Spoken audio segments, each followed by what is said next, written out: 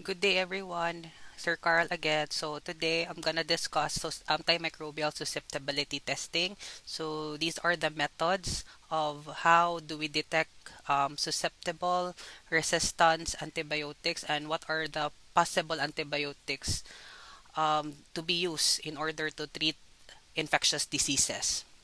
So for this topic, we're gonna discuss the traditional as well as the commercial methods of doing antimicrobial susceptibility testing. So, when to perform antimicrobial susceptibility testing? So, the first issue that must be resolved is whether antimicrobial susceptibility testing class is appropriate for a particular isolate because not all isolates class requires antimicrobial susceptibility testing. So, I will show you next slide the table of what are those isolates that does not require AST. Although the answer may not always be clear class of whether that particular organisms require AST, the issue must always be addressed. The decision to perform susceptibility testing depends on the following criteria. 1. Clinical significance of bacterial isolates, whether that bacterial isolate is significant or not. Because remember, you have normal flora, and those normal flora are not pathogenic to you unless you are immunocompromised, because these normal flora class will also grow on your culture medium as well. Remember, you have a general isolation culture medium, so those organisms allow almost all organisms to grow. Okay, so those culture media.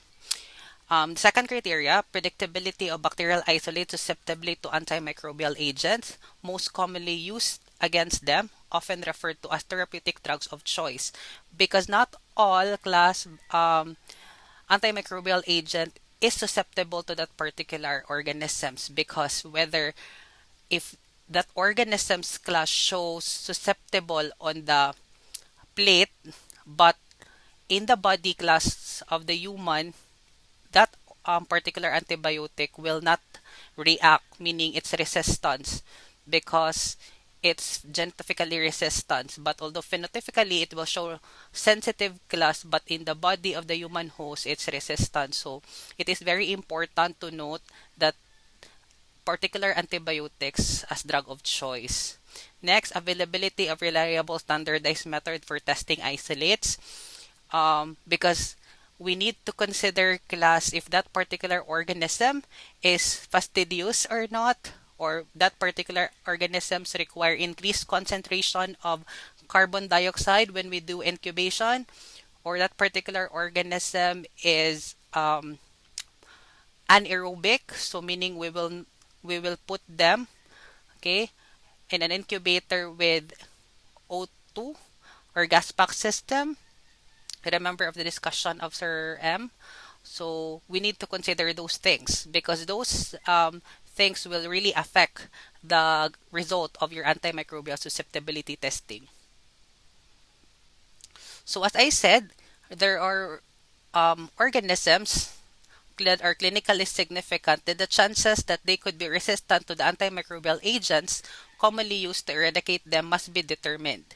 Unfortunately, the increasing dissemination of resistance class among clinically relevant bacteria has diminished the number of bacteria for which antimicrobial susceptibility can confidently predicted based on the identification without the need to perform the test. So this table class categorizes many of the commonly encountered bacteria. According to them, need to be performed to detect resistance. So testing, for example, Staphylococcus, Streptococcus, Enterobacteriaceae, these organisms really requires testing or antimicrobial susceptibility testing. But for beta hemolytic streptococci like group A, B, C, F, and G, Neisseria meningitidis, and um, Listeria monocytogenes, which is a gram-positive bacilli, okay, these organisms really required susceptibility testing, because so far the drug of choice for this type of organisms class are still susceptible according to the guidelines. By the way, there are two guidelines being followed across the world. You have the CLSI guidelines as well as the UCAS guidelines. But in the Philippines, we commonly follow the CLSI guidelines that is produced by the US, while the UCAS are being used across Europe. So now let's go to the main topic. To start with, let's discuss the primary culture medium to be used for antimicrobial susceptibility testing. So the primary culture medium class is your Miller-Hinton agar, or in some textbooks you have Miller-Hinton infusion agar, MHIA. So MHA class is being used because it has reduced concentration of sulfonamides, trimethoprim, and tetracycline inhibitors. So this will really not affect um, particular antibiotics. Okay, so again, Miller-Hinton agar is the standard susceptibility medium for the non-fastidious organism. So it is commonly composed of your beef infusion, nucleic acid, vitamins, casein, and hydrolysate agar. You also have modifications of Miller-Hinton infusion agar. It can be broth with 2% NaCl to detect oxacillin-resistant staphylococci. These Staphylococcus organisms class are resistant to penicillin. So therefore, these are organisms produce beta-lactamase enzyme. Remember the discussion of the beta-lactamase. There are also modifications in which you will add 5% lice horse blood or sheep's blood for the detection of streptococci. Because again, streptococci class thrive more with the presence of your blood. While for Neisseria meningitidis, it will require lice horse or sheep's blood because they will grow more on the presence of iron as their food choice. So here, these are the picture of your Miller-Hinton infusion agar. So this is your general culture medium and your culture medium Miller-Hinton with an E-test strip. So this is an example of E-test strips. Okay. So here, class, this is an example of your Miller-Hinton infusion agar with added blood. Okay, this is to detect against Streptococcus organisms. And here, class blue, because it contains lactophenol, cotton blue, which is a stain. So lactophenol cotton blue class is commonly used for fungal isolates. So this plate here is used for antimicrobial susceptibility, primarily for fungal isolates. Okay, so if you notice, class, the thickness again of your agar plate is still 4 millimeters. That's the standard class, because the thickness class and the thinness of the isolates will really affect the result of your antimicrobial susceptibility testing. Next is your turbidity standard. So before anything else, class, you need to make turbidity standard. So turbidity standard, the main purpose is as reference to adjust the turbidity of the bacterial suspension. So turbidity standard class will serve as your control. Okay, we have a control named 0.5% McFarland standard. So this is made up of 99.5 ml of 1% sulfuric acid and 1.175% of barium chloride. Or in general, we call our McFarland turbidity standard as barium sulfate suspension. So turbidity standard class is used to compare your own inoculum, because you will be making inoculum class when you do susceptibility testing. Okay, so pure cultures are grown directly on the plate, and after that, you place that one on a broth or 0.85% NaCl or NSS. Then you compare that one to your McFarland standards. So I'll discuss that more when we go to the procedures. So here, these are the different McFarland standard. So you have their 0.5, 1, 2.0, and 2.5. So usually, class, the more turbid class, the turbidity standard, these are commonly used for fungal isolates, while for bacteria class, we commonly use the 0.5 McFarland standard. So if you notice, there is a paper at the back because this will serve as your guide. Okay? For 0.5, you notice you will still see the lines of the paper. This is your Wickerman paper.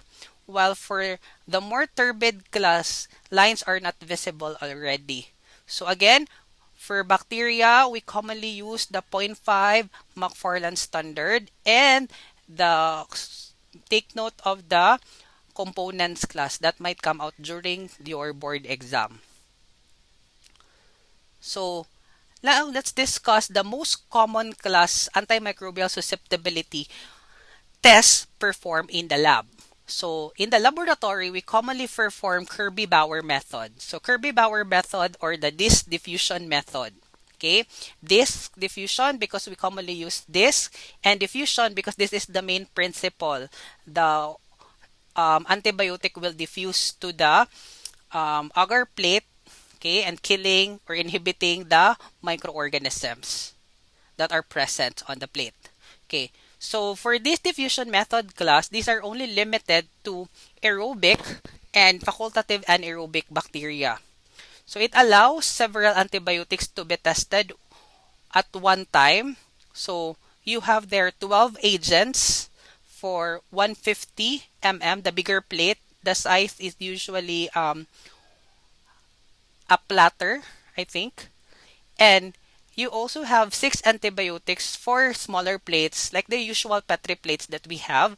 So you can place up to 6 antibiotics at one time. So the main principle class of your disk diffusion, the larger the zone of inhibition, the lower the MIC.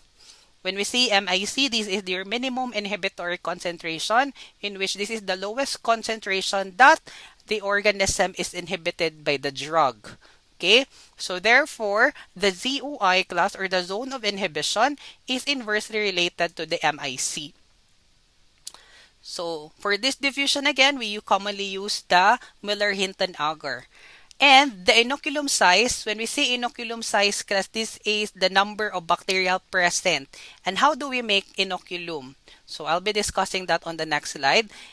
Take note that for this diffusion method, the inoculum size is 1.5 times 10 to the 8th power CFU per ml. That's the number of your bacteria present in one suspension.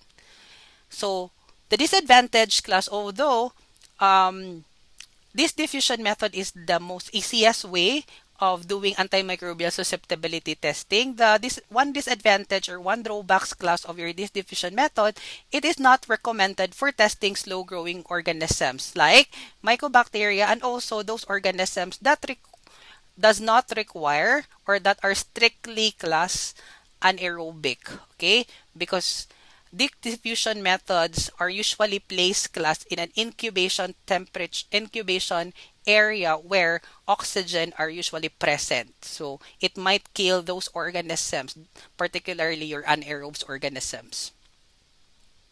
So how do we perform susceptibility testing? So here's the link class if you want to view the actual experimentation of your antimicrobial susceptibility testing. So first thing, you need to have a pure inoculum class. So what is pure inoculum? The pure inoculum is made up of 4 to 5 colonies of the same morphotype. When we say same morphotype class, pure culture. So as what Sir Mario discussed on the previous week, diba? Pure culture meaning only one phenotype that is present. If gram-positive lang siya, then that's gram-positive. Cocci in cluster, that should be cocci in clusters. Okay? Meaning, the same colonies class, the same colony appearance. If the colony is beta hemolytic, so you'll only get those beta hemolytic colonies. Okay? So, after you acquire pure culture class, by the way, if the plate class is mixed culture, so you need to perform subculture. So, isa-sub nyo siya to another plate. So, for example, when you view your plate class, merong beta hemolytic, meron ding mga non-hemolytic. So you plate that one again separately. So one plate for your beta hemolytic and another plate for your non-hemolytic organism. So once you have the pure culture, you will now choose 4 to 5 colonies and place that one on your trypticase soy broth. Incubate at 35 degrees Celsius for 18 to 24 hours. After that one, in some laboratories class, once they have the pure culture already, they will just incubate that at 35 degrees Celsius for 2 hours. Then they will now perform directly um, this diffusion method. So second, once you have the bacterial suspension already, you compare that one to your McFarland standard. Again, our McFarland standard is your 0.5% McFarland standard. So you compare the two. So if ever the organism does not match the McFarland standard, suspension may be diluted or supplemented with the organism. So meaning, if the organism is too turbid class, so you add more suspension, you add more TSB. But if the suspension class, your bacterial suspension, is too light compared to the McFarland standard, then you add more organisms. So, this is particular to strep because sa strep class, hindi lang 4 to 5 colonies ang kailangan. It requires more to match the 0.5% McFarland standard. So here, this is the schematic flow of how do we perform your antimicrobial susceptibility testing using this diffusion method. So again, you have their colonies from a 24-old agar culture. Make sure this 24-old is pure and only one phenotype, okay, one morphotype. You place that one on a sterile saline or TSB solution. You vortex it. If you don't have vortex, then you just simply mix your tubes properly, okay? And after you make, this is now your bacterial suspension, you incubate that one for approximately 18 to 24 hours, but in some, it may be 2 hours, pwede na. And compare that one to your McFarland standard. If ever the bacterial suspension does not match to the McFarland standard, then adjust your bacterial suspension. After that one, you can now perform susceptibility testing. In some laboratories class, they have this reader to read the bacterial suspension if it's really 0.5%. Okay, so this reader class, the main principle is spectrophotometry. So review your spectrophotometry principles in Clean Chem. So they don't have the McFarland standard, but they use this instead. This is commonly employed class if ever we commonly do commercial methods of antimicrobial susceptibility testing. So I think I have pictures later on the slides. What are those commercial methods of antimicrobial susceptibility testing? So this picture here, okay, here on the left side, this is your 0.5% McFarland standard, and on the right side, this is your turbidity bacterial suspension that you made.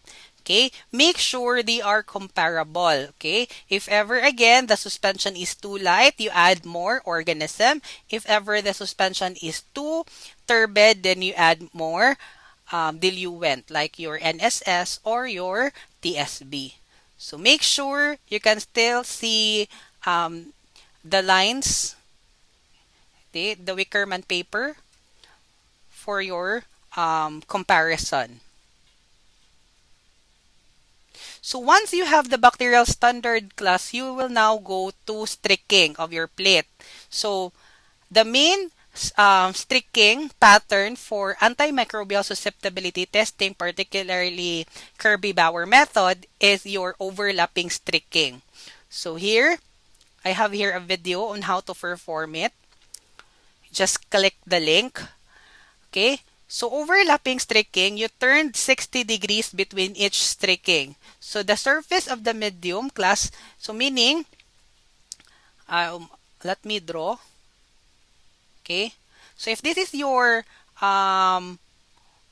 Petri dish, so you streak class the entire plate with the swab. Using a swab, you streak the entire plate, then turn the plate or the Petri dish 60 degrees. Imagine that this is already turned. Then you do swab again. Okay? Then turn the plate again for another 60 degrees and do swab again. By the way, class, you will only have one time class na swab ha. So for example, if you already get sample class for the first streaking, then you will not dip again the swab. Just continue. After turning, continue your streaking. You will do this 3 times. Okay? To ensure that there is no spaces in between your streaking. So that's your overlapping streaking.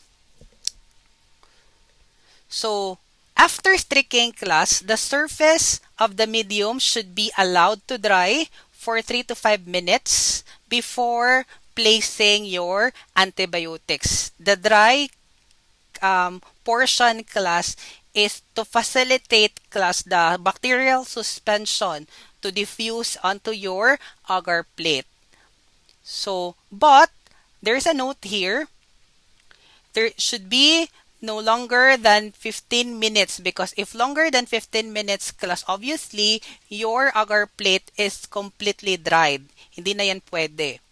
Within 15 minutes, your antimicrobial agent class are applied onto your MHA plate and follow the space class. The disc must be positioned no closer 24 mm from the center of the disc and no closer 10-15 mm from the edge of the plate. So you will measure here 10 to 15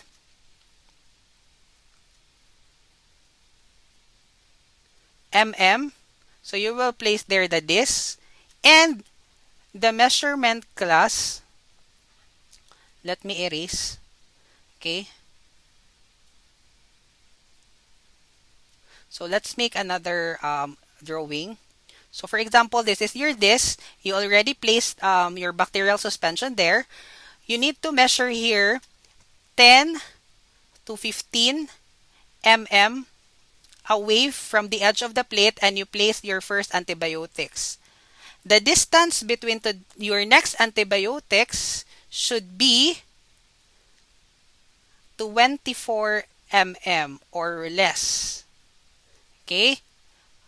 It should be no closer than 24 mm. This is to allow class, if ever the organism's class has wider zone of inhibition. So when we say zone of inhibition, the zone of no growth. Okay? So after placing antibiotics, press firmly the disc to ensure contact with the agar. So using a forceps class, a sterile forceps, you press your antibiotic disc. But when we press class gently, okay, do not press too much because it will make a bore on your culture medium. Remember, your culture medium is made up of gelatin.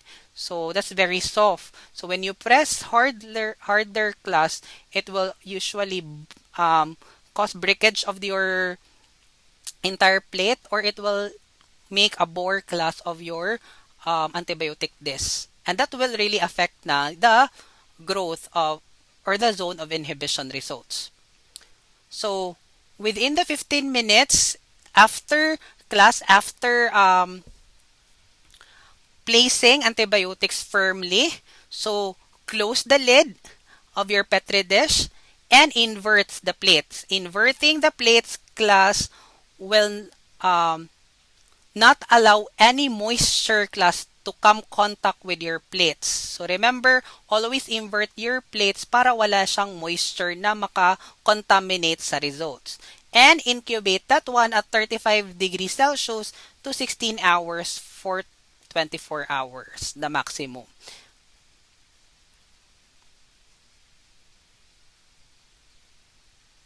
So, after 24 hours, this is now your result. The zone of inhibition class are this one. This is your zone of inhibition. Ito. Ito yung walang growth. This is your zone of inhibition. That one. This is the zone of inhibition. So here, this is an example of a 150 mm plate because you see there are 12 antibiotics.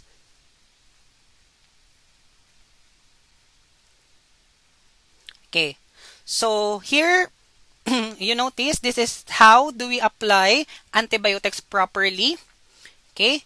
So this is an example of 100 mm plate because you will see there are only 6 antibiotics here. This is labeled this not properly applied. This happens, class, if ever the antibiotic disc you place is not firmly placed after putting antibiotics. So, after incubation, class, nag-move si antibiotic disc, or if ever, class, from the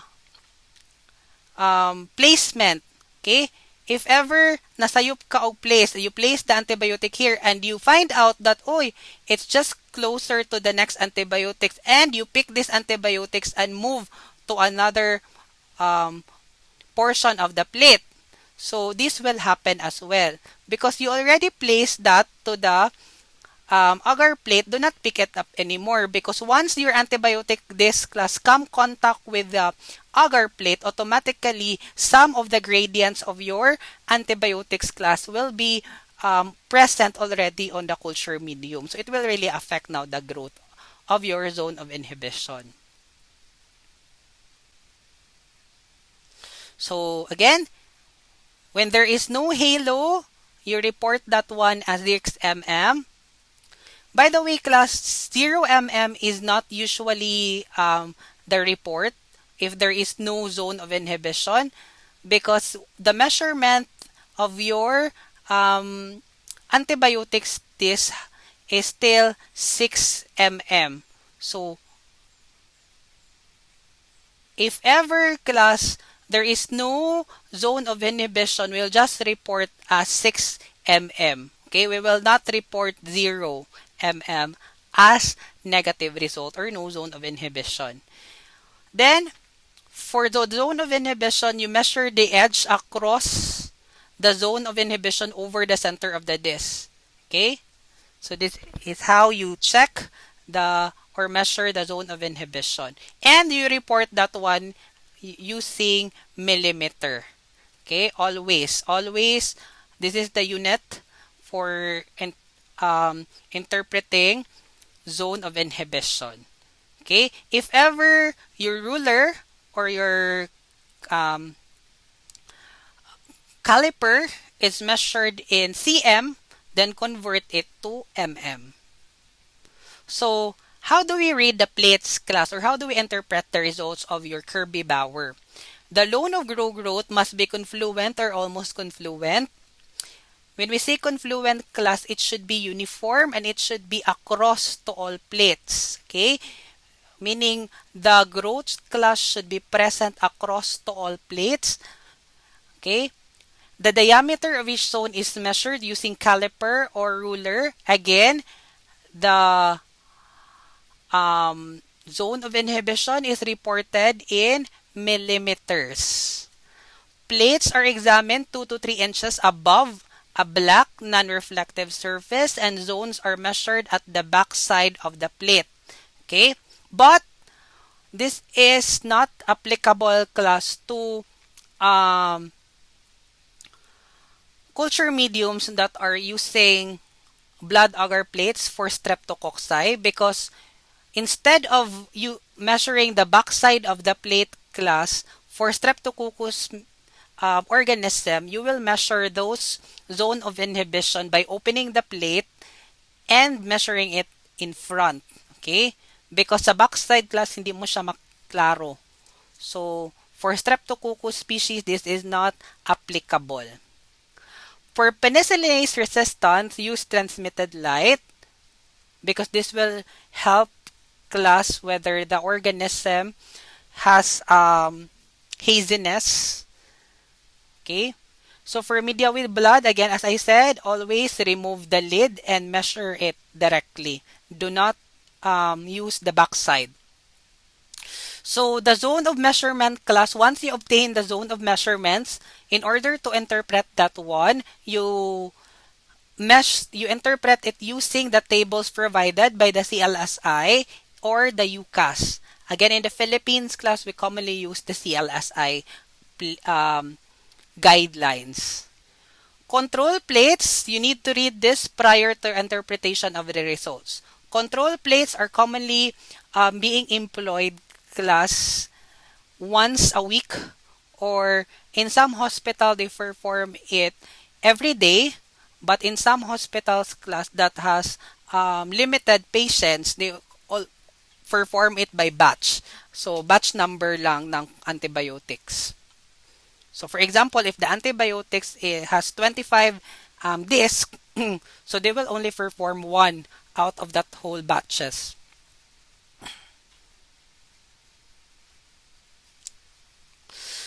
So this is your CLSI and your UCAS logo. So again, CLSI this is the US standards for susceptibility testing, while for the UCAS class, this is for European standards of susceptibility testing. So we report that as susceptible, intermediate, or resistance. But in the UCAS class, they add susceptible, dose independent, and non-susceptible. Okay? So I want you to read the definition. When we say susceptible, these are indicated by the presence of ZOI or zone of inhibition around the antibiotics. For the intermediate, there will be less clinical response compared with the susceptible strain.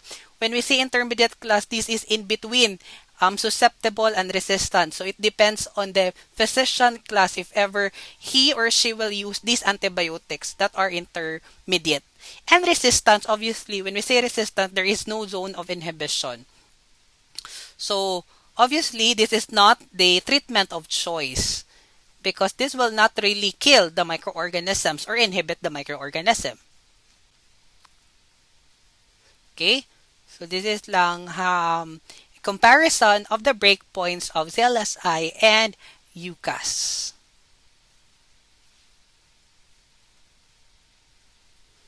So this is here another picture of your disc diffusion method. So before growth, antibiotic discs are present there. Agar media and spread of the Petri dish. After 24 hours, you will see there zone of inhibition. So here, zone of inhibition or no growth zone. And you measure the diameter class. And after measuring the diameter, compare it to the table provided by your laboratory. So interpret that one as susceptible, resistance, or intermediate. So for that class, no need to memorize those numbers because those numbers are provided by the laboratories.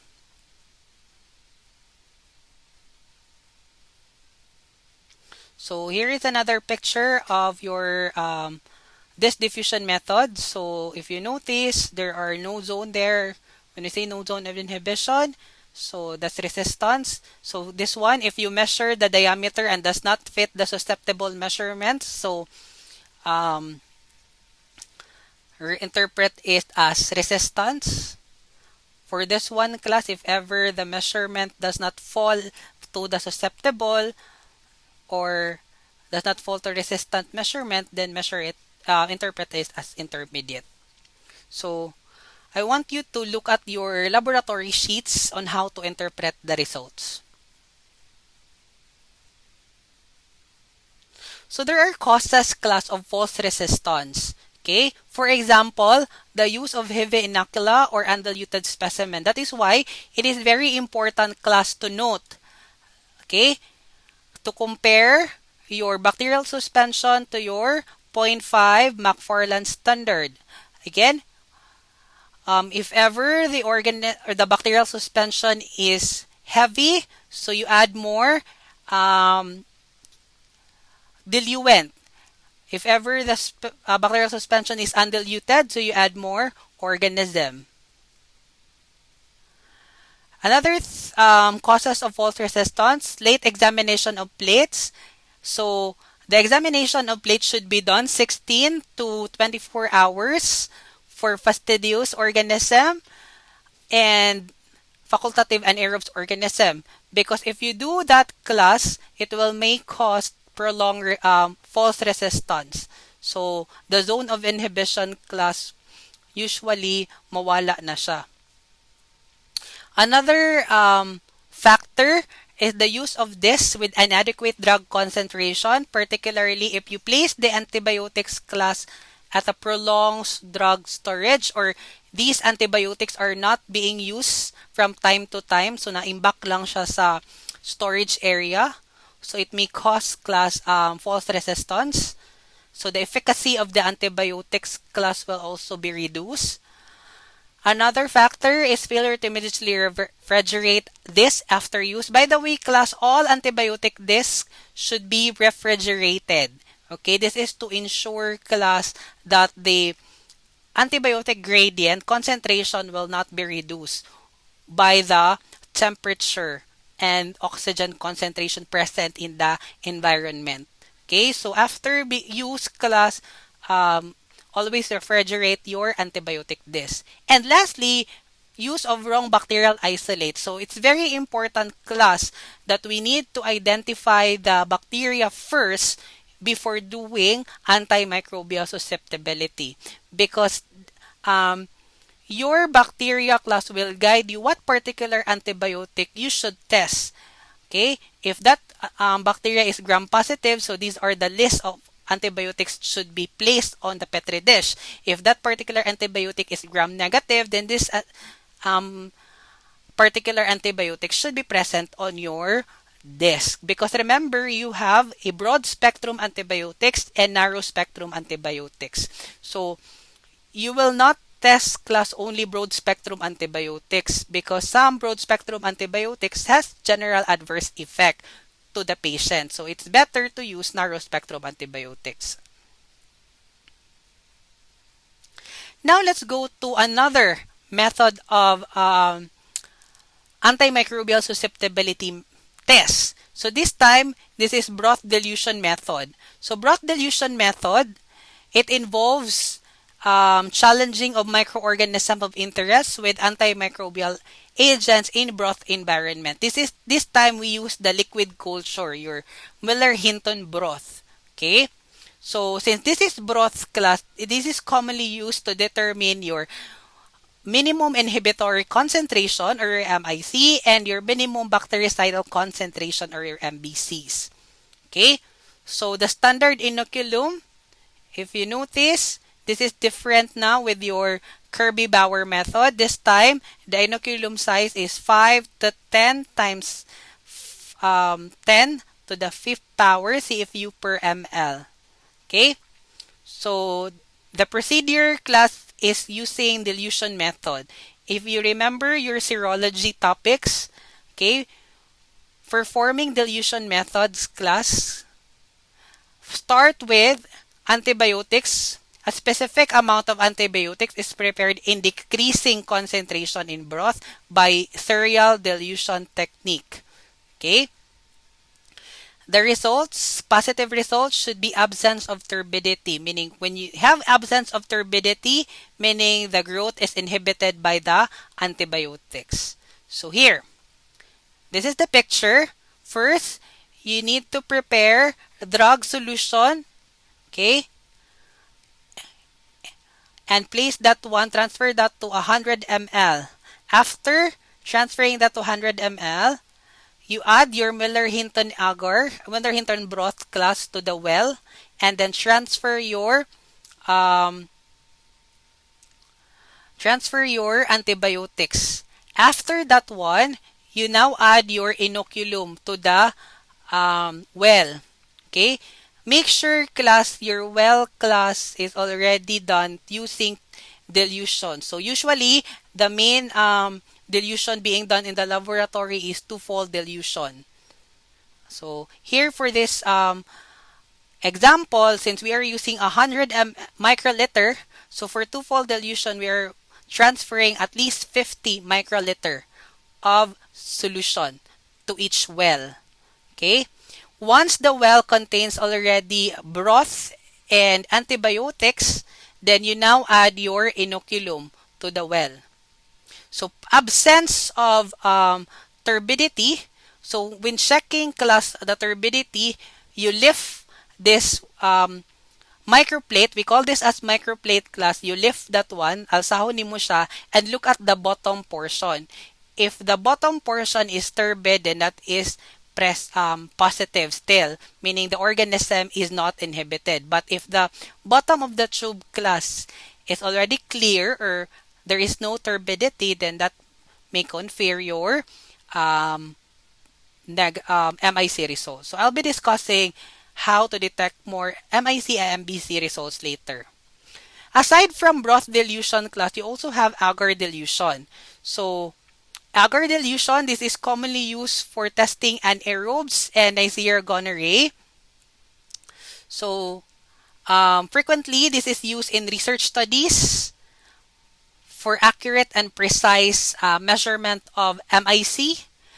So the susceptibility still is MHA, and the standard inoculum, take note, is 1 × 10 to the 4th power CFU per ml.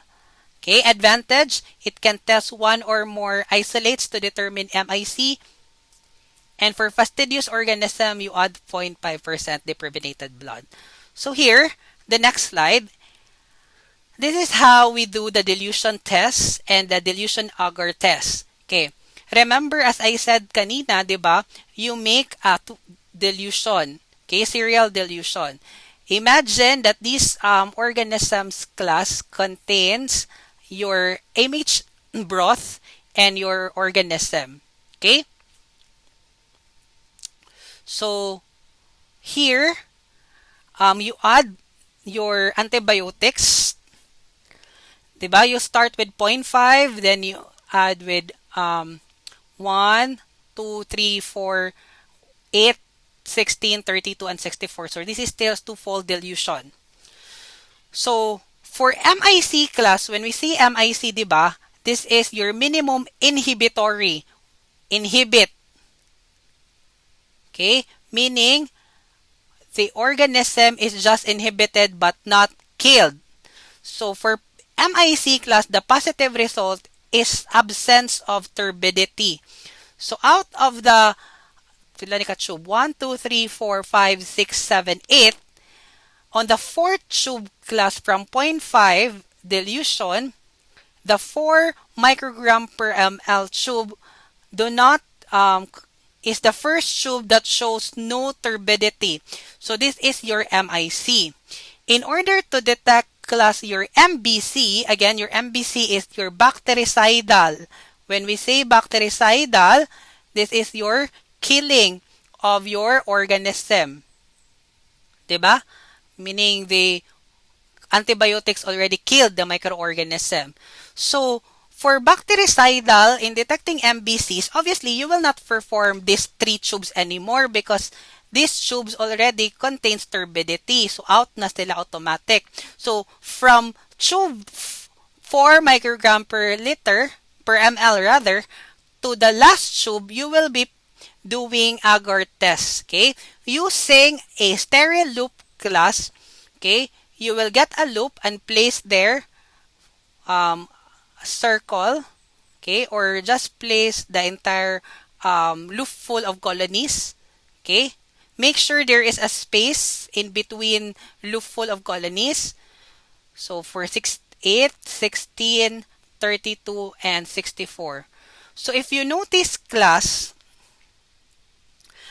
although 4, 8, and 10 does not show any turbidity, but when we do agar tests using Petri dish, it still show presence of organism, then that is not your MBC. Because when we see MBC, diba, it kills the microorganism. And how come it's still growth microorganism? So this is not your final MBC. So go for the first tube that gives no growth of organism. In this case, this is 32. Okay, so 32 microgram is your minimum bactericidal concentration. Okay, because this is the first tube that does not show any growth of the organism.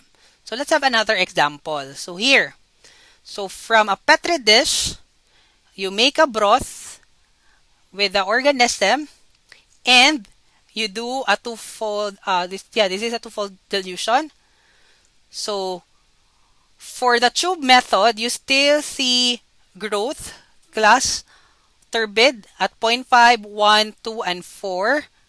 While on the 8th tube, you still see, on the 8th tube, it's already clear. So therefore, your MIC here is your 8 microgram per ml.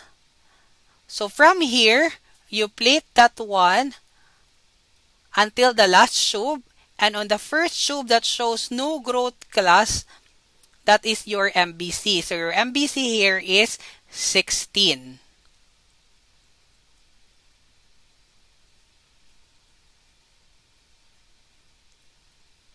So this is just another example of how do we detect MIC and MBC. So 8 microgram, clear MIC. So meaning for the tube methods, 8 microgram is your MIC. But when you do Agar plate methods, you still see colonies there. So that is still not your MBC.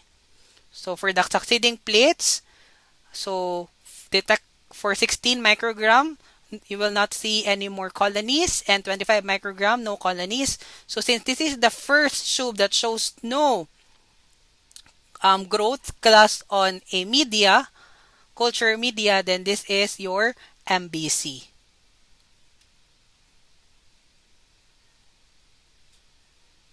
Okay, so this is your MIC and MBC assays when we perform using microtiter well. So the same principle class.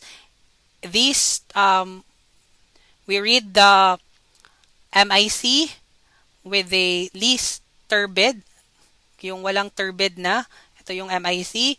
To detect MBCs, you plate those non-turbid wells, the remaining non-turbid wells into the agar plates. And if ever there is no growth, then that is your MBC. The first concentration that is, or the minimum concentration that does not allow growth of the organisms. So for dilution method class, you have there macro dilution. Macro dilution, when we say macro dilution, we commonly employ increased concentration of volume. So usually the volume is 1 ml. Okay? And we also have micro dilution. So micro dilution, we commonly employ that one using microtiter well. So let's go here. So in order to compare the two, your macro dilution requires increased concentration, while your micro dilution requires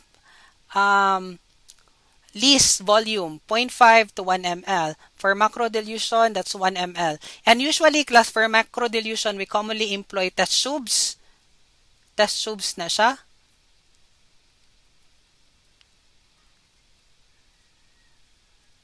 And for micro dilution, we commonly use well, your micro well. Okay? So, advantage of macro dilution for fastidious organisms and identifying MBC endpoints. But the disadvantage is impracticability when you use several antimicrobial agents, because you will be using a lot of test tubes, class. Imagine one test tube per organism and per antibiotics. For microdilution, advantage is it can test different antimicrobials at the same time against a single isolate, because one microtiter well can can accommodate up to 100 tests. Okay? But the disadvantaged class, it detects low level of beta-lactamase producers. Okay? Because you will only have limited samples. So, limited lang din ang ma-detect na beta-lactamase producers. So, I guess this is just a repeated slide. You have their Agar dilution methods. So, how do we interpret? Interpretation of Agar dilution again. A single colony faint is not recorded as a growth. And examine the lowest concentration that inhibits the visible growth. So this is an example of your Agar dilution method. So now let's go to special method for complex antimicrobial or organisms interaction.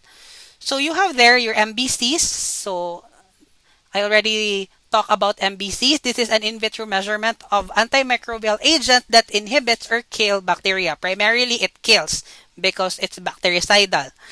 Again, the concentration is 5 to 10 times 10 to the 5th power CFU per ml. So, in order to do MBC tests, you need to perform first MIC and detect which tube, okay, you will be using for your MBC.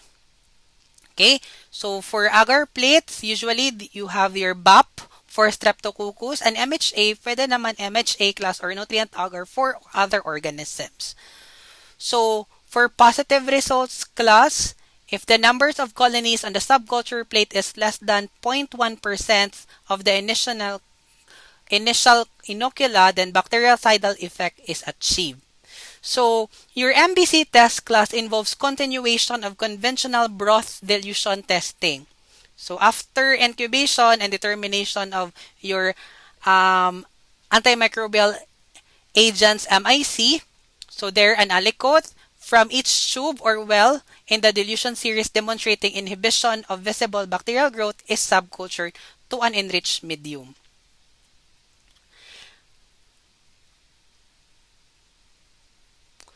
Although, class, the clinical significance of your MBC result is uncertain, class, the information may be helpful later on in determining whether the treatment is failure or could be result of the organism's MBCs exceeding serum achievable level for the antimicrobial agent. So, usually, class, MBCs are not being employed in the laboratories. Okay? But there are some commercial or automated systems class that can detect MBC's level. But these are rarely used class in the hospital. Hospital physician usually ask for the MIC results. So again, MIC, always perform MIC first and then followed by MBC. So another approach class in examining bactericidal activity of an antimicrobial agent involves exposing bacterial isolate to a concentration of antibiotic in broth medium and measuring the rate of killing over specified period of time. Okay, so that's time kill studies. In time kill studies class, the samples are taken from the antibiotic broth to a solution immediately after addition of the inocula at the regular interval afterwards. Each time sample is plated to agar plates after incubation. You will do CFU count or colony forming units counts as described for MBC testing. The number of viable bacteria from each sample is plotted over time to determine the rate of killing. Generally, class, a log of 1,000 folds or more in the number of viable bacteria in antibiotic-containing broth after 24-hour period compared with the number of bacteria in the original inoculum is interpreted as bactericidal activity. Time kill assay is frequently used class in research environment to study in vitro activity of antimicrobial agents. This is not commonly used in ordinary lab because it is labor intensity and technical specification of procedures precludes its use in most clinical microbiology lab to predict, monitor treatment, and patient's infection. So this is not commonly used class in the laboratory. Okay, so this is an example of time kill assay.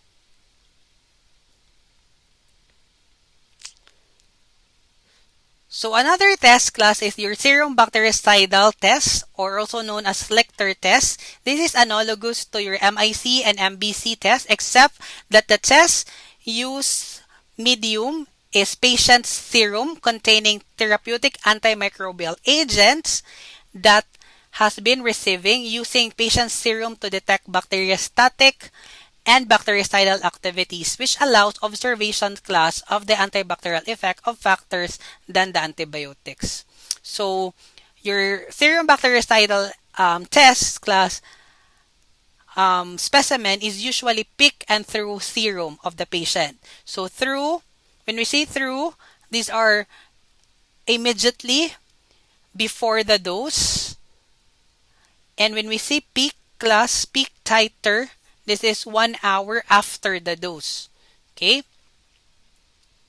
So, the culture medium again is patient serum with antibiotics. And here's the interpretation. Serum dilution results in 99% reduction of ZFU per ml as compared to the original inoculum results to serum static titer. So what you need to note for serum bactericidal agent is the specimen of choice and the final inoculum. And I think that's it. So from the word serum, so the main specimen is serum and the culture medium still is serum. So therapeutic management class of bacterial infection often requires simultaneous use of more than one antimicrobial agent. So that is why there is synergy test. Synergy test class determines the effectiveness of combined antimicrobial against a single bacterial isolate. So for synergy test, we commonly use broth dilution, checkerboard method, and time kill assay. So when we say synergy, the activity is substantially greater than the activity of a single active drug. So this, when we say this in short class, it's a combination, okay, of the two drugs. So the activity of a single drug compared to the activity of a combined drug is much better than the single or alone drug. In difference, the combination is no better or worse than the single most active drugs. An antagonist class, the activity is substantially less than the activity of the single most active drug. And this should be avoided, obviously. Okay. So here, picture here, this shows synergy effect. So if ever EDTA alone and ceftazidime alone, you will not see any zone of inhibition. But if you place that one together, okay, you will now see synergistic zone of inhibition. And this is an example of synergy effect. Okay. So for EDTA this and meropenem this, okay, if alone and if placed together class, you will see here a zone of inhibition together. Okay, there is no distinct line in between. So meaning there is synergy effect. So remember your ESBL class, diba? Yung sa ESBL, merong synergy effect dun if ever yung third gen antibiotic is paired with a beta-lactamase inhibitors.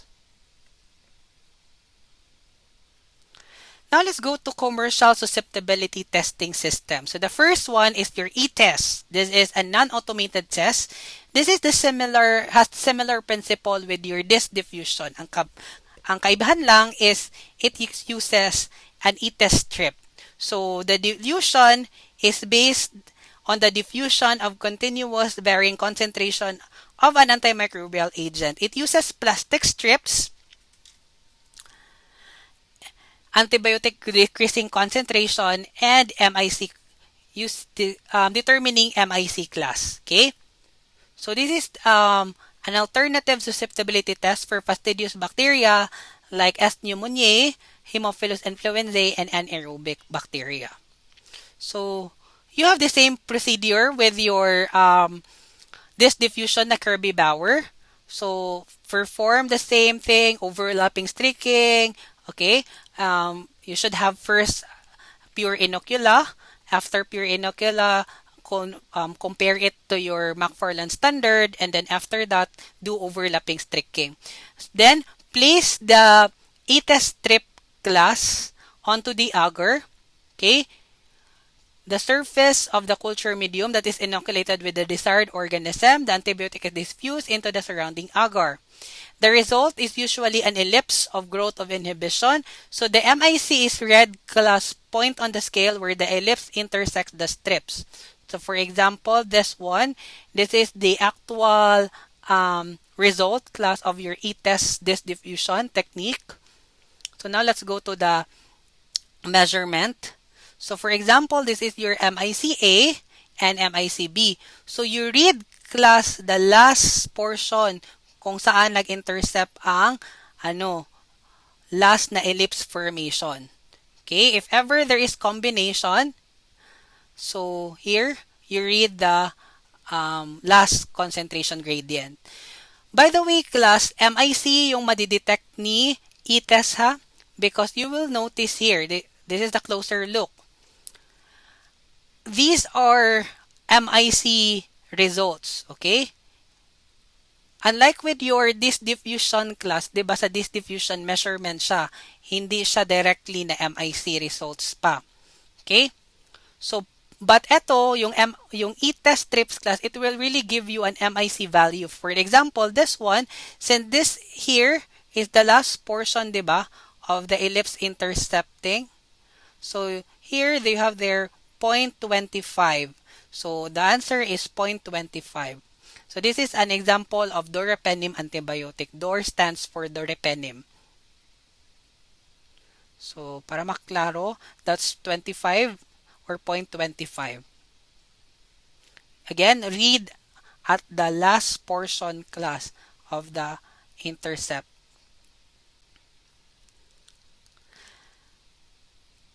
Automated method class. There are also automations class in determining antimicrobial susceptibility results. So the first, by the way, automated EST class has the principle of turbidimetric using photometer. So susceptibility is based on the lack of turbidity, while resistance is based on increased turbidity. So the interpretation, growth endpoints of broth microdilutions detect using automated readers. What is the advantage of automated EST class? It can give you results shortly at a short time. Okay, 5 to 15 hours for the usual organisms like those fastidious organisms, and it will increase class if the organism is slow growing. Okay. So growth detection can also be performed through hydrolysis or fluorogenic growth substrate. So you have their examples. You have their Phoenix system, Microscan walk-away system, Threx Sensitrier, and Vitec 1 and 2 system. So this is an example of your, automated system. So your Phoenix system class, your Phoenix system uses manual gravity-based inoculation technique, and growth patterns are automatically read following the redox indicator system. So the principle is redox reaction. Okay, so the test result usually is 8 to 12 hours. So this is the picture of your Phoenix system. So this is the main machine for Phoenix system. So you will perform a solution class. This is your ID and for sensitivity. So these are your wells. After getting class a pure culture, 'di ba? Instead of using TSB class, these two class already have the liquid enrichment.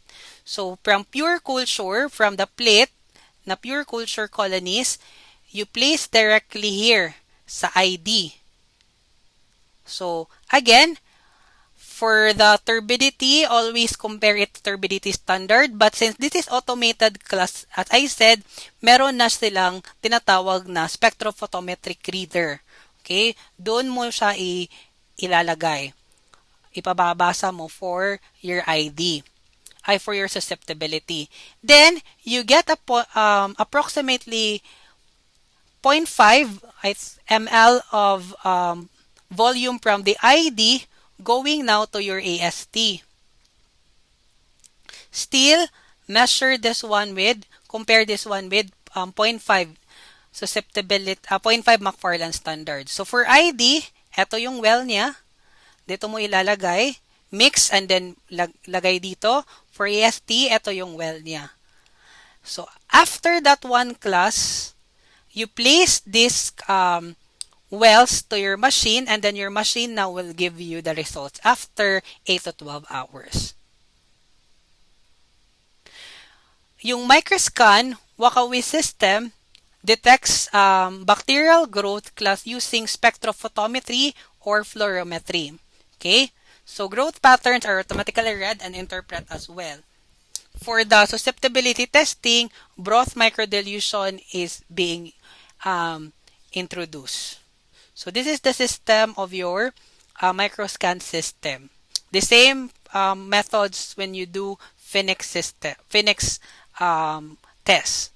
Another automated system is your Vitec system. So, your Vitec system class, the inocula are mechanically added to a specified concentration of antibiotics and placed in a miniaturized plastic closed card. So, the Vitec 2 systems class reads every 15 minutes to measure transmitted light through each well. Okay? So, for Vitec 2 system, it can give you MIC results for your antimicrobial susceptibility testing using Advanced Expert System. Advanced Expert System class is an OS, okay? So, it will give you the result automatically. So, this is an example of your Vitec 2 system. This is the compact one and this is the Vitec 2 analyzer. So, here, these are the cartridges. So, if you notice class, kanang mga may colored cartridges, this is commonly used for ID. Because there, each well class contains substrate for biochemical reaction. Ito naman is for your Sensi. So, each substrate there contains antibiotics. So, magkaiba yung ID system, ID number, or barcode number ng 4 gram positive, 4 gram negative, and for fungi. Magkaiba din yung EST ng gram positive, gram negative, and fungi. Okay? Or strep. There are some strep and some Haemophilus. So, magkaiba sila. So, the same class, you will add solutions. You make a bacterial suspension. The first cartridge is for ID. Then, you transfer 0.5 to the next tube. This is for your Sensi naman. Okay? So, measure the two class using your turbidimetrics or your spectrophotometric reader. It should have 0.5% McFarland standard. Okay? Then after completing the whole rack, you can now place that one to the machine. So the machine class will prompt you. Okay, this is the purpose of this first circle here. This will transfer all the inocula going to the cartridge. After mga siguro 1 minute class to 2 minutes, this will prompt you and you will transfer this cartridge to here. Sa cartridge naman dito class, puputulin lahat ng mga yung 'di ba meron siyang wire dito. The machine will cut the wire of the cartridges and will bring the cartridges to the carousel here. There is a carousel here inside. So from the rack, the machine will get these cartridges going to the carousel, in which the carousel class nandun yung mga readers, yung mga optical readers.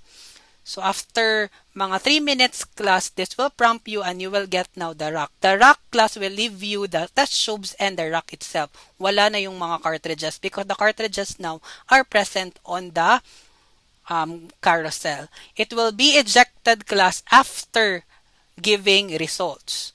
So after 18 to 24 hours, you will see the results on your advanced expert system.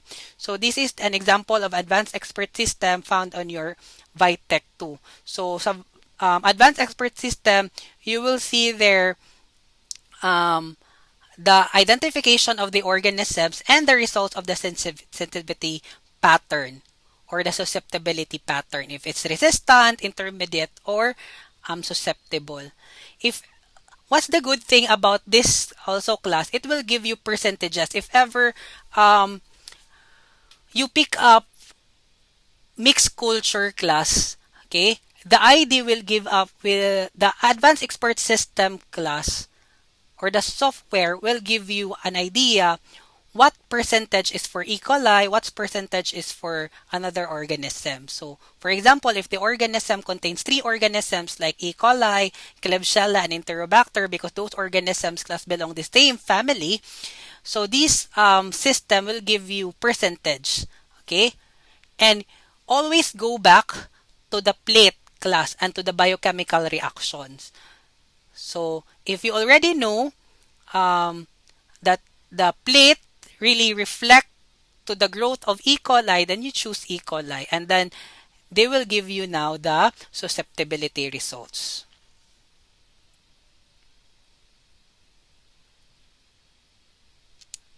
Okay. There are also alternative approaches class for enhancing resistance detection. So one is oxacillin or methicillin screen resistance in Staphylococcus.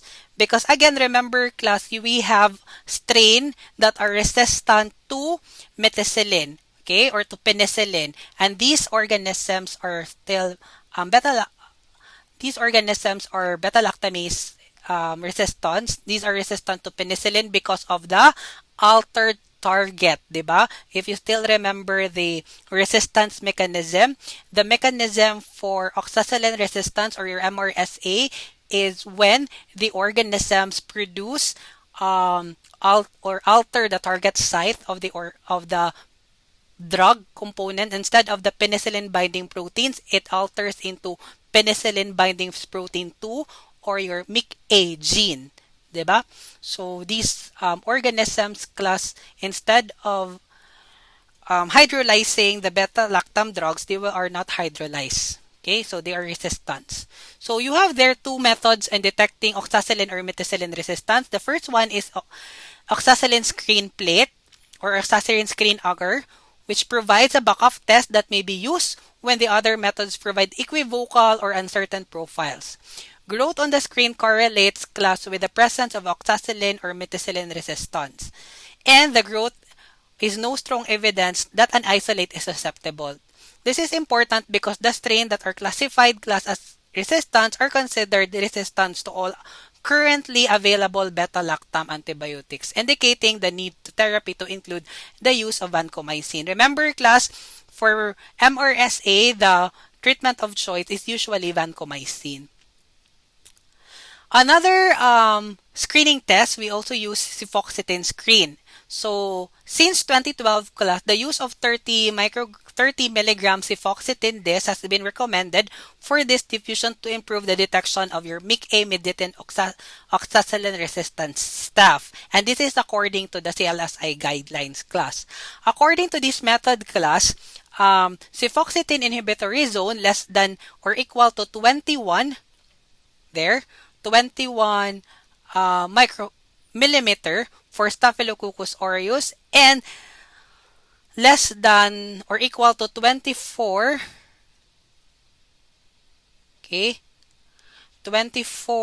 millimeter for coagulase negative staphylococci. By the way, Staphylococcus aureus and Staphylococcus lugdunensis are grouped together because these organisms are coagulase negative. So, these organisms are coagulase negative. And but the most common pathogenic Staphylococcus class for coagulase negative staph is your Staphylococcus aureus. We'll be discussing this, how to differentiate these 2 class using another test next week for your Staphylococcus discussion.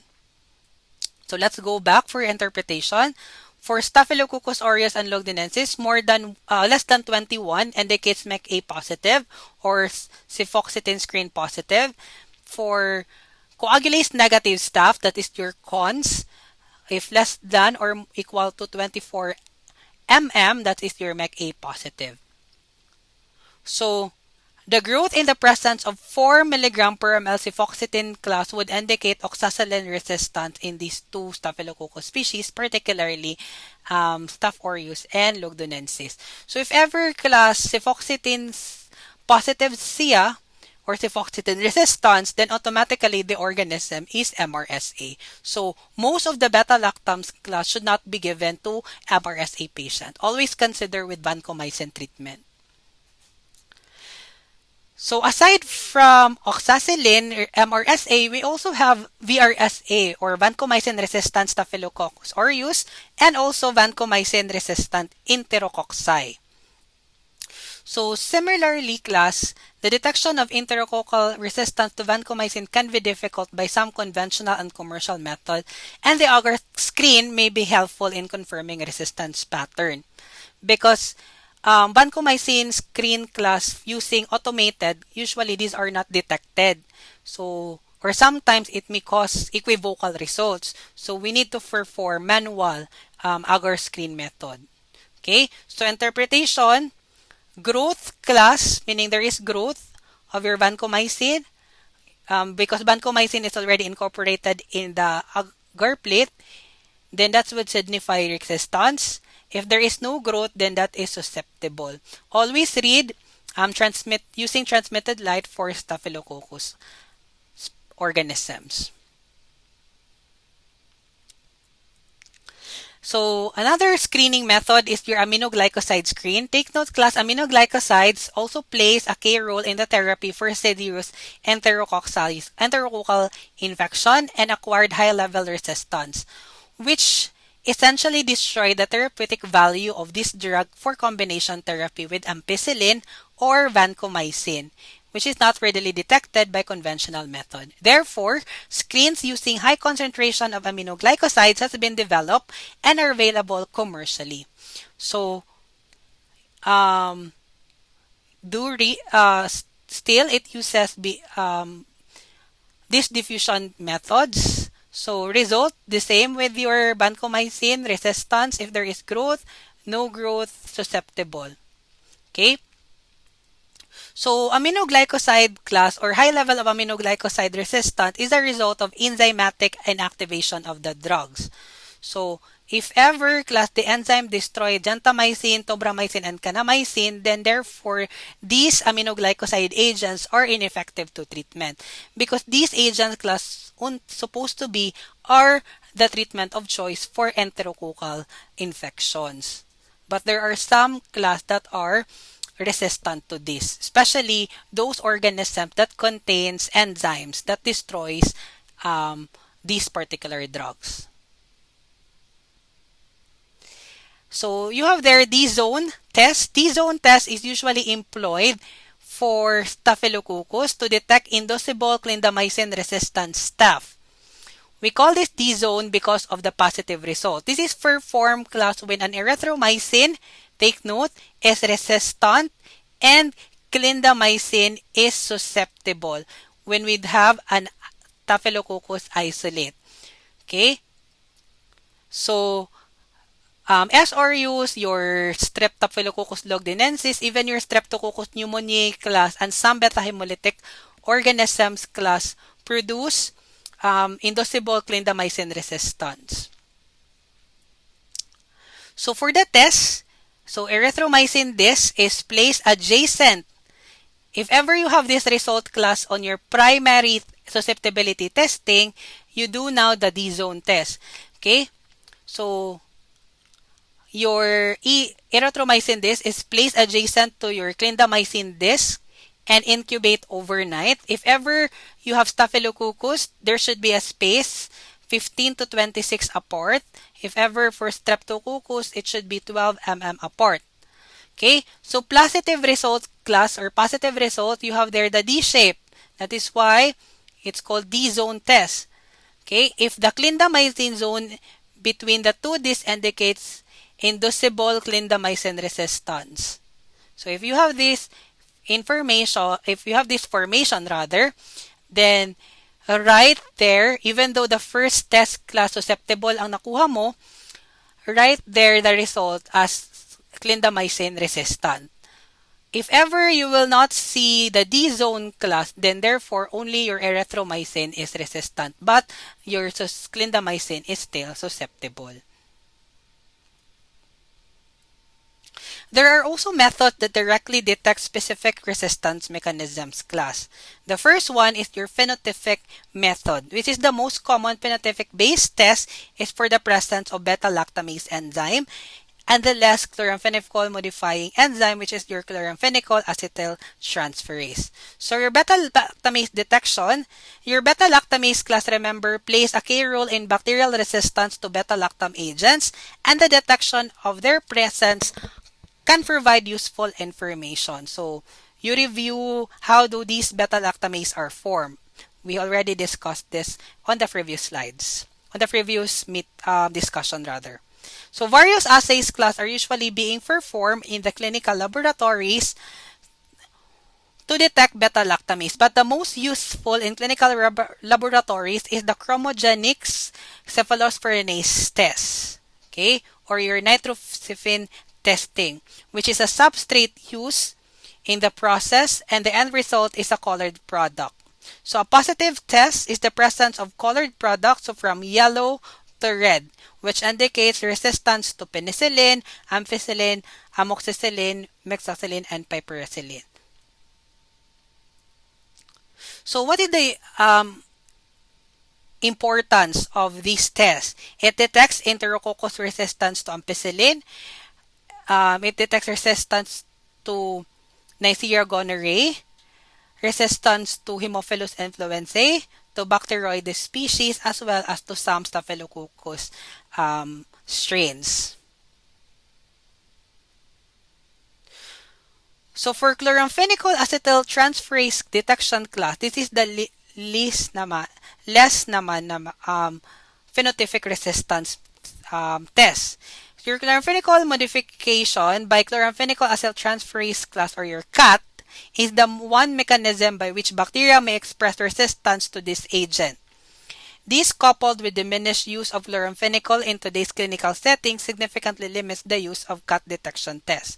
Commercial assays class provides a convenient method to detect this enzyme. So, if the CAT is positive, chloramphenicol resistance can be reported. But negative test result does not class rule out resistance mediated by other mechanisms such as decreased uptake of the drugs. Remember, you still have other mechanisms class of the resistance strain. Pictures here, the topmost, this is a dilution susceptibility test to determine susceptibility and resistance of the strains overnight incubation. Here, on the next portion, this is the cultures of chloramphenicol resistant strain treated with anti-CAT after overnight incubation. This one, the center, this is a diffusion class susceptibility test result resistant using the same strain of chloramphenicol tested with chloramphenicol this method after overnight incubation. And the last one, this is a diffusion susceptibility test results sensitive using Salmonella strain, I think, using chloramphenicol this method after overnight incubation.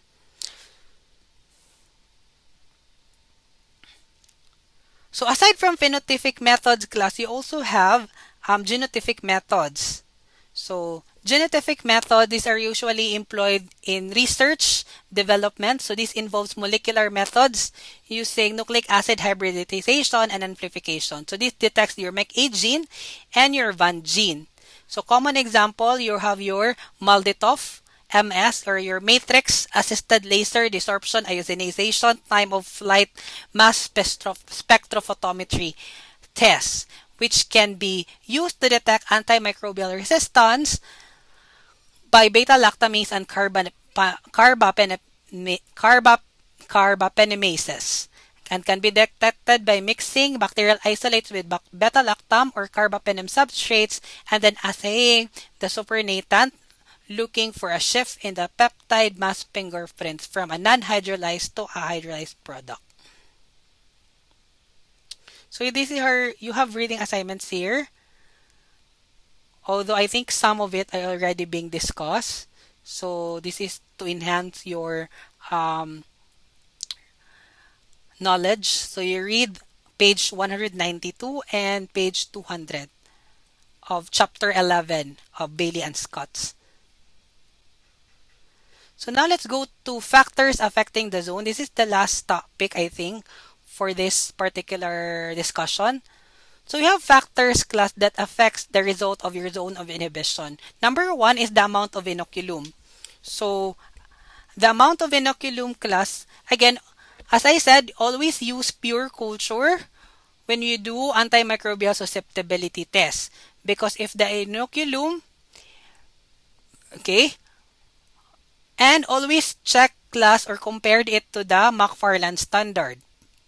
Because if you will not compare it, and if the inoculum turns out to be too light, it will always cause false susceptible. If the inoculum class is too heavy, it will always cause false resistance. So aside from amount of inoculum, you have their thickness of the agar. So again, the ideal is 4 mm. So if the agar is too thick, the zones obviously are smaller. If the agar is too thin, then the zones will be larger, and this will really affect the results. Growth rate of the organism. So the ideal temperature is 35 with 16 to 18 hours. If higher temperature, it may cause false detection of MRSA. If lower temperature, it may cause larger zone of inhibition. So increased carbon dioxide is required for Neisseria meningitidis because these are capnophilic, and Streptococcus pneumoniae because these are fastidious microorganisms. The pH of the culture medium should always be should also be noted, class. So the ideal pH is 7.2 to 7.4. Okay, because at increased pH, it can decrease the activity of tetracycline drugs because this will be some gradient class or concentration of tetracycline drugs will reduce at increased pH, or if the pH is alkaline. Decrease or low pH, it will diminish the activity of aminoglycoside as well as erythromycin drugs. So the number of this class per plate also should be considered. 100 mm if ever there are 6 antibiotic as can accommodate 6 antibiotic discs, and a 150 mm class can accommodate 12 antibiotic discs. Okay? So placement what is more than what is recommended class can cause overlapping of ZOI. And you will not be getting accurate measurement of the zone of inhibition because you will have overlapping of results or measurements. Last is the concentration of divalent cations in susceptibility media. So this is true for calcium and magnesium because it can affect the test, particularly aminoglycoside and tetracycline against Pseudomonas aeruginosa because again, Pseudomonas aeruginosa is a gram-negative. So, yung calcium at saka magnesium class, magki-compete sila together with your aminoglycoside and tetracycline. Okay? So, if there is increased concentration of these two divalent cations class, obviously, ma-attract sila kay Pseudomonas aeruginosa and wala nang area for binding si aminoglycoside and tetracycline. Therefore, it will diminish the activity of your killing the microorganism. So that's it. That's the end of the presentation. So again, if you have questions, class, or clarifications, do not hesitate to email or message me on my Facebook account. Have a great day, everyone, and keep safe.